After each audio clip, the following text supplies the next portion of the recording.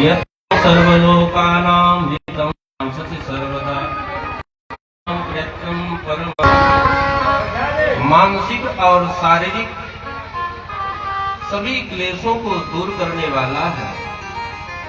और ये रामानुजा यज्ञ ऐसा है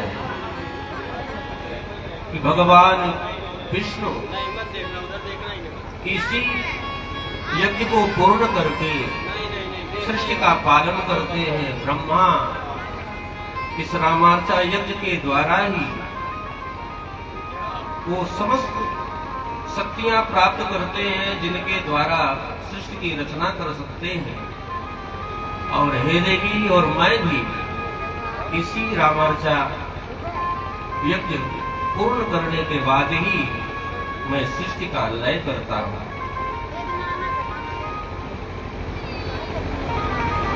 ये जो रामार्चा यज्ञ है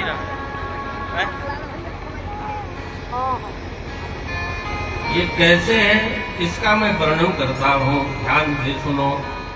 कामना सिद्धिनाम सौम्याम सर्वविघ्न विनाशिनीम रामार्चा शोभने कृत्वा न कश्चित् भागमरः। रामार्चाया परो यज्ञो रामार्चाया परम तपः रामार्चाया परम दानम रामार्चाया परम जपः रामार्चाया परम पुण्यम नासि लोके रामार्चनम परम सेव्यम बद्धोद्धार करम परम। आदि व्याधि कारणम वांछादि कल्प फलप्रदम पुत्रपौत्रादि सुखदम बलवीर विवर्धनम। राजदम नश्य राज्यानां निर्धनानां धनप्रदम दुर्भिक्षो वृष्टिजनकम महोत्पाद निवारणम नाशनम सत्सैन्यानां मित्रवर्ग विवर्धनम। महादारिद्र्य दुर्भाग्य दुखितानां सुखावहं सौभाग्य शांतिकरं सर्वेश्वरं सुप्रदं। ऋणभार कारणं रागविग्रहवराणं क्रोधमात्सर्यहरणं दोष दुर्बुद्धिनाशनं क्षमा सौशील सौहार्द सद्गुणानां प्रकाशनं त्रिकालज्ञानजनं षड्विकार विनाशनं मुखितं च मुक्षाणां गतीनां गतिप्रदम्। महासंकष्ट संतप्त चेतसां सुखवर्धनं नान्यं पश्यामि देवेति साधनं सकलेशदम्। रामार्चनं विना देवी सुतं न कदाचन। रामार्चा सिद्धिरूपायि सर्वेषां श्रेयमिच्छताम्। किं होमः सुकृते तीर्थै किं तपोभिः किमध्वरे यमियं चिन्तयेत् कामं तं तं प्राप्नोति निश्चितम्। अन्यानि यानि लोकेऽस्मिन् साधनानि भूमीनि च। भगवान शंकर कहते कि हे देवी, कामना की सिद्धि देने वाली सब विघ्नों को हरण करने वाला ये रामार्चा यज्ञ सभी यज्ञों में श्रेष्ठ है। रामार्चा से बढ़कर कोई भी जप एवं उन तीनों लोकों में नहीं है। ये रामार्चा यज्ञ परम से विनी है, महासिद्धि देने वाला है, इच्छित फल को प्राप्त कराने वाला है, अरिष्टों का हरण करने वाला है, दैहिक मानसिक सभी प्रकार के क्लेशों को नष्ट करने वाला है, पुत्र पौत्रादि को ये प्रदान करने वाला है, कोढ़ आदि महारोगों का नाश करने वाला है, ऋण भार को भी हरण करने वाला है, मोक्ष पुरुषों को मुक्तिदायक अगतियों को गति देने वाला, महासंकट से संतप्त चित्त वालों को सुख को बढ़ाने वाला ये रामार्चा यज्ञ है। श्री रामार्चा के बिना इच्छित फलों को देने वाला अन्य साधन संसार में नहीं दिखता, न कभी मैंने सुना हो। कल्याण को चाहने वाले सब प्राणियों के लिए इसे छोड़कर होम सदव्रत तीर्थ तपस्या और यज्ञों को अन्न उग्र जनों से प्रलोभन देने वाले शुभ साधनों से क्या प्रयोजन।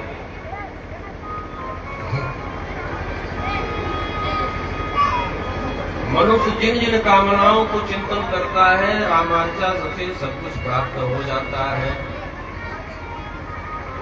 रामार्चा के बिना कोई भी सिद्ध नहीं होती। रामार्चा न कर अन्य व्रतादिकों को करने वाला हजारों करोड़ों कल्पों तक फल का भागी नहीं होता। ग्रहों में जैसे सूर्य और नक्षत्रों में जैसे चंद्रमा है, वैसे ही शुभ कर्मों में श्री रामार्चा श्रेष्ठ है। यहाँ मैं तुमसे पुराण की शुभ कथा कहूंगा। प्रलयांते महाविष्णु और नाभिगंजा जगद्गुरु जाता सर्वतमोभूतम विश्वम दृष्ट्वा अतिदुःखितः एकाकी कमले तिष्ठं किं करोमीति चिन्तयत् तदा आकाशो भवद्वाणी ब्राह्मणं कमलोद्भवम् ब्राह्मणं कुरु महासिद्धिं विद्विजां प्रथम संकुलाम्। सृष्ट्वैव विधां चिन्तां चकार मनसा विधिना सृष्टिकरणे शब्दो बभूव चतुरानना तथा चिन्ता कुलो ब्रह्मा तस्मात् परमेश्वरम् यमोऽस्कर्षीत् समुत्पत्तिं यो मवाक्यैर्बोधयत् कर्ता कारिता सोऽवद् भवेन् दृष्टिगोचरा तस्याहं शरणं प्राप्तो भूयो भूयो नमो नमः। ब्राह्मणाय स्मरणात् देवी महाविष्णु सनातना प्राप्तोऽप्यात्मवाचेदं ब्राह्मणनामार्चनं कुरु श्रुत्वा ब्रह्मा नमस्कृत संस्तुयो वा सादरं देवदेव कथं कुर्या रामाचार्याधुना। श्री भगवान उवाच शृणुष्वाभितो ब्राह्मण रामार्चा सर्वसिद्धिदां यतं कृत्वा मानवा सर्वे सर्वसौभाग्यसम्पन्नाः तद्वि सम्प्राच्यां सावधानो धारय। भगवान शंकर कहते हैं कि देवी प्रलय के अंत में भगवान विष्णु के नाभि में से कमल उत्पन्न हुआ, कमल से ब्रह्मा जी उत्पन्न हुए और संपूर्ण संसार को अंधकार में देख करके ब्रह्मा जी दुखी हो गए। ज्यादा पानी ले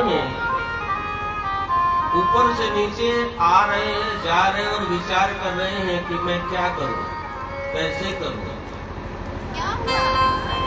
तब ब्रह्मा जी के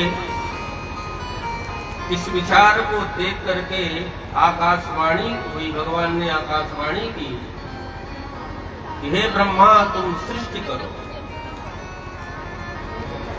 सृष्टि कैसे करो, सृष्टि करने की जो शक्ति और सामर्थ्य है कहाँ से मिले, इसके लिए ब्रह्मा जी चिंता में डूबे हुए थे। तब ब्रह्मा जी ने उस परमपिता परमात्मा का ध्यान किया जिसने हमें सृजित किया है और भगवान के ध्यान में बैठ गए कि जिसने हमारा निर्माण किया है वो हमें दर्शन दे। तब भगवान विष्णु ब्रह्मा जी के सामने प्रकट हो गए और ब्रह्मा जी बार बार उन्हें प्रणाम करके बैठ गए। तब भगवान बोले कि हे ब्रह्मा तुम रामार्चा करो। यह सुनकर ब्रह्मा जी सादर भगवान के चरणों में नमस्कार किए और बोले हे देवादिदेव इस समय आप यह कहें कि श्री रामार्चा कैसे करूं। भगवान बोले हे ब्राह्मण सावधान होकर सर्व सिद्धियों को देने वाली श्री रामार्चा विधि का मैं वर्णन करता हूँ, जिसे करके सभी मानव सर्व सौभाग्य सप्तम बन जाते हैं। उसकी विधि में सम्यक रूपेण कहता हूँ, सावधान होकर धारण करो। तो प्रथम का तीसरे अध्याय से ये रामार्चा महात्म की कथा प्रारंभ होती है, जिसमें प्रथम ये रामार्चा यज्ञ की विधि का वर्णन है जो भगवान नारायण ने ब्रह्मा जी को सुनाई है। तो आइए हम लोग भी श्रवण करें। राम भक्तान समूहाय बंधुवर्गान सुहृद्विजान सद्भक्त्या तोषे सर्वान् सर्वाभीष्टा सिद्धये। पंचम्यां पंचदश्यां वा द्वादश्यां संक्रमेणे नवाम्यां चाप्यां मावस्यां यस्मिन् कस्मिन् दिने अथवा। भगवान विष्णु ब्रह्मा जी से कहते हैं कि सर्वप्रथम जो राम भक्त है, राम भक्तान समूहाय बंधुवर्गान श्रद्धयान। जो राम भक्त है, जो प्रेमी है, उन सबको आमंत्रण देना चाहिए। अपने जो बंधु वर्ग है, अपना समस्त परिवार है, सभी परिवार को बड़े प्रेम से बुलाना चाहिए। अपने सुहृद जनों को सबको बुलावे। और बुद्धिमान जो है, इसका दिन क्या है? बोले पंचम्यां पंचदश्यायां द्वादश्यां संक्रमे शयने। द्वादशी के दिन, पंचमी के दिन, पूर्णिमा के दिन, अमावस्या के दिन, मध्याये वा प्रदोषे वा रामार्चायां करे सुधे। जो सुधी जनक लोग हैं, वो प्रदोष में, मध्य में, दोपहर में रामार्चा करनी चाहिए। आदौ पुण्यस्थले चैव च मृदा तदा शोभितायां धारायां च गच्छेन् मंडपं शुभम्। सर्वप्रथम बढ़िया सुंदर शुद्ध जल से, गौ गोबर से मंडप को बढ़िया छालन करें, शुद्ध करें। और उसके बाद रक्तवितान संयुक्तान सपताकां सतोरणं मनोहरे चतुर्द्वारे शोभने शुद्ध्यान्वितां। और बढ़िया 4 द्वार वाला बढ़िया मंडप बनवाए, साफ सब सामने बनवाए, केले के पत्ते से चारों द्वार बनवाए। और बढ़िया लाल रंग की या पीली रंग की बढ़िया चांदनी लगाए। शोभनम सध्यान्वितान द्वारे पूर्ण कुंभास साचित्रान सफलवान सदीपान पट्टिका युक्तान तंदुलों स्थापित। और चारों द्वारों में बढ़िया सुंदर कलश का निर्माण करें। और उसके बाद चारों कोर का चौकोर बढ़िया सुंदर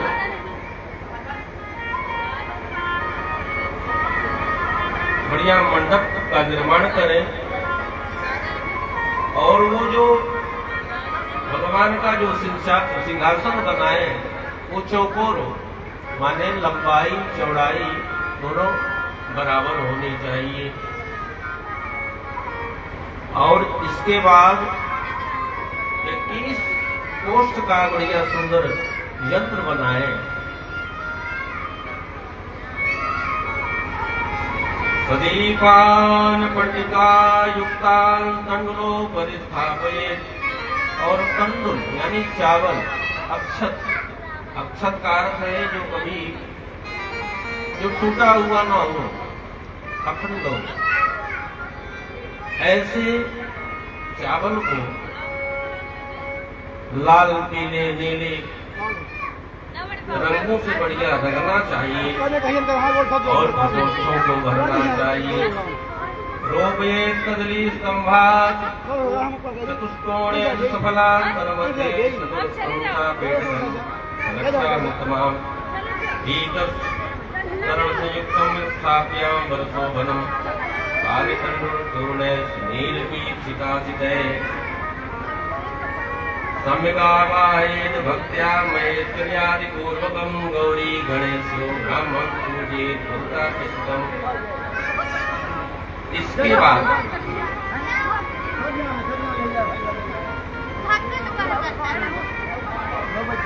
पूर्व भागे महाशक्ति पूजित पूर्वकम। पूर्व भाग में महाशक्ति को पूजना चाहिए। दक्षिणे च महासुरे च पश्चिमे। और दक्षिण में महादुर्गा जी को पूजना चाहिए। पश्चिम में गायत्री, सावित्री, वाणी की देवी, सर्वमास स्तोत्रे सिद्ध बुद्धि तथेशाने जानेयां लोकमातरम नैऋत्यां च महादेवीं गायत्रीं देवमातरम पूर्वे शान्तिसोर्मध्ये ग्रहाणं पूजनं चरेत् पूर्वाङ्गनमध्ये दिक्पालान्याम्यान्तरे शिवम् याम्ने ऋतयोर्मध्ये वासुदेवान् समासेत् हस्तो लोकपतीन् वीरान् रक्षो वारुणकान्तरे प्रतन्मुखं वसिष्ठादीन् वायु मध्यगान् पवनोत्तर दिग्भागोचादि प्रत्यादि देवता उत्तरे सानयोर्मध्ये ब्रह्मा पूजां समाचरेत् अयोध्यां पूजयन् मध्ये चोत्तरे सरयूं तथा गंगा पूर्वे तथा यामे भूशक्तिं च समार्चयेत् पुनर्यामे नलं नीलं सेणकां दीक्ष्मा मङ्गलं च सुग्रीव्यं च समार्चयेत् पश्चिमे मे तथा सप्तदिगिरादे पूजयेत् पराभक्तयुक्तं नित्यं विष्णुसोत्तरे पूर्वे अष्टो मन्त्रिणा पूज्या सर्वशास्त्र विशारदा पंक्तिस्यन्नन्नकं पूर्वे कौसल्या निरन्वितम्।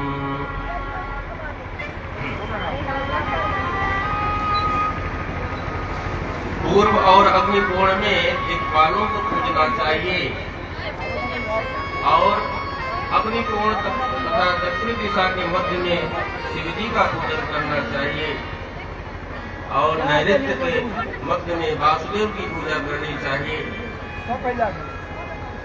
नैऋत्य एवं पश्चिम दिशा के मध्य अष्ट लोकपालों का, पश्चिम में मनु का एवं पश्चिम और वायु कोण के मध्य वशिष्ठ आदि का पूजन करें।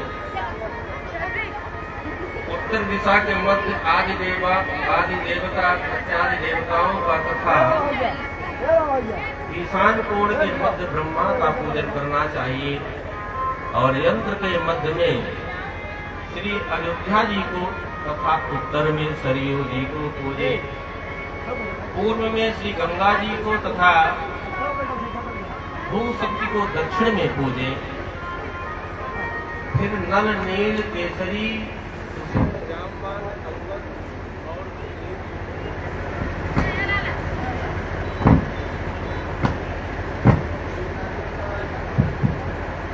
दक्षिण में सुग्रीव जी को दक्षिण में पूजे। पश्चिम में विमलादि शक्तियों को पूजे। नित्य पराभक्त श्री विभीषण जी को उत्तर में पूजे। सर्वशास्त्र विशारद आठों मंत्रियों को पूर्व में पूजा करे। इसके बाद कौशल्यादि रानियों के साथ महाराज दशरथ जी का पूर्व में पूजन करे। दक्षिण में लक्ष्मण जी का, पश्चिम में शत्रुघ्न और उत्तर में भरत जी की पूजा करे।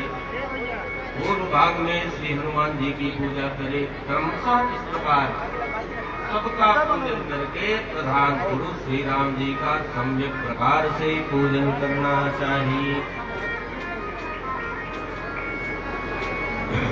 ऐसे करे पद्यार्घात् आत्मनीयाते स्नाने पंचामृतादिभिः पीताम्बरो पवित्रे स्यानन्दने सतुशीगले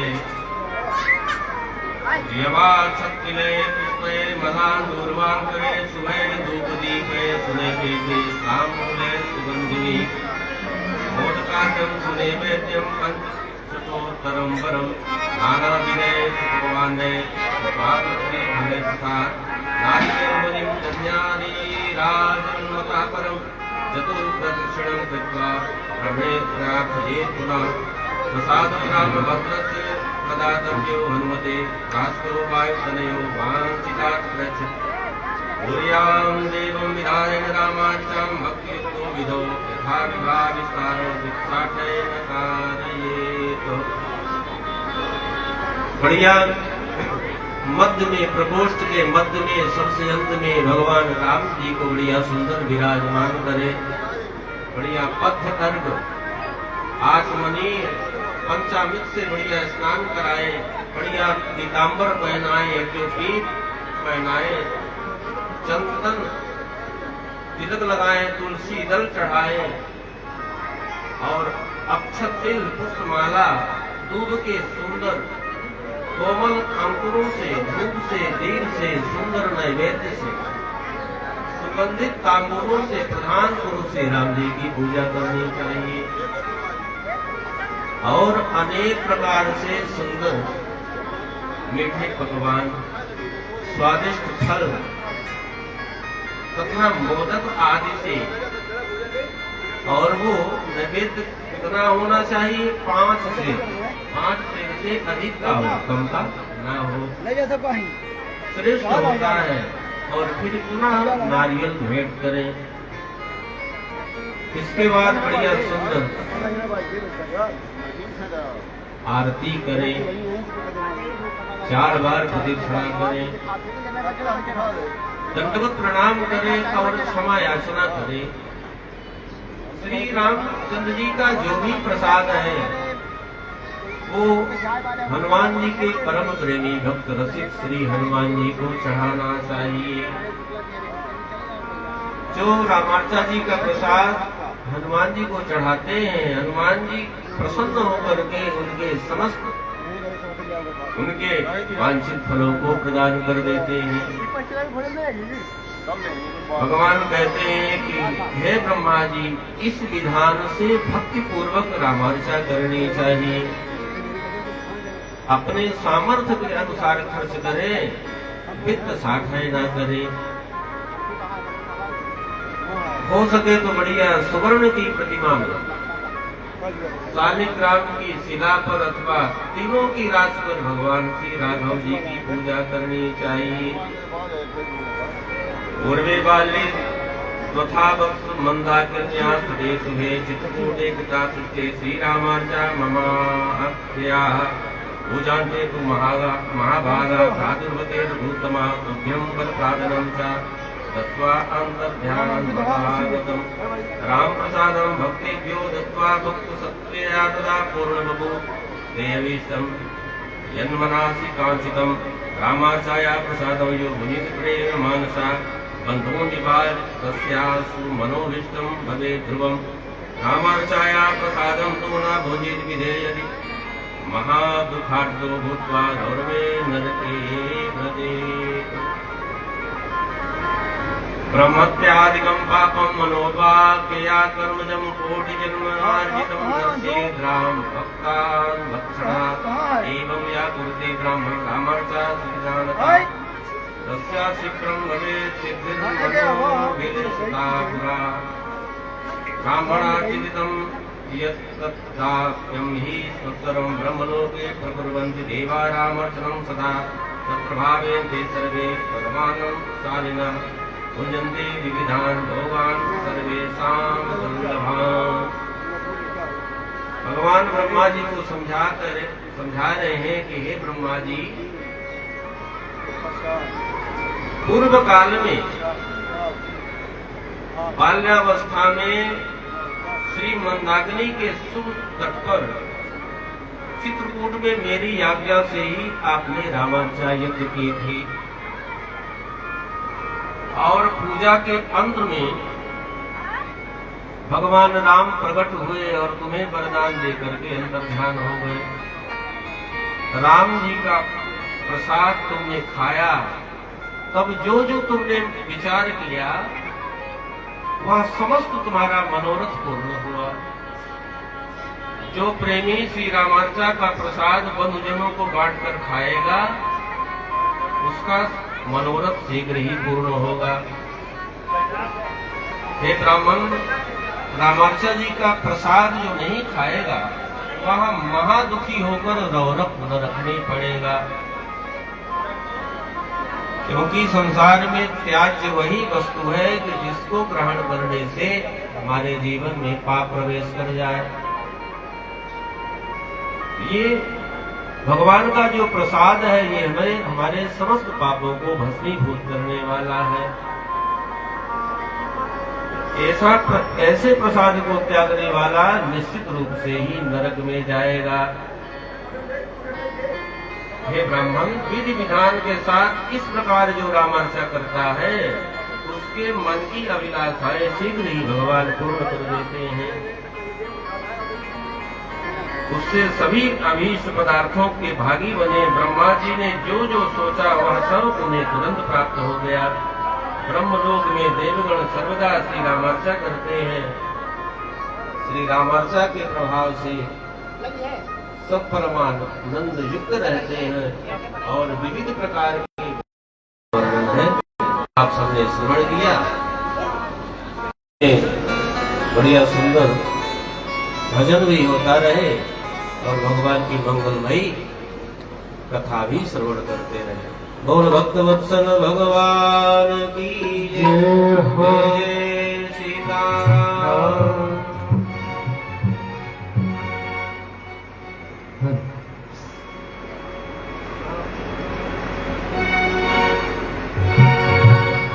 नगरी हो अयोध्यासी,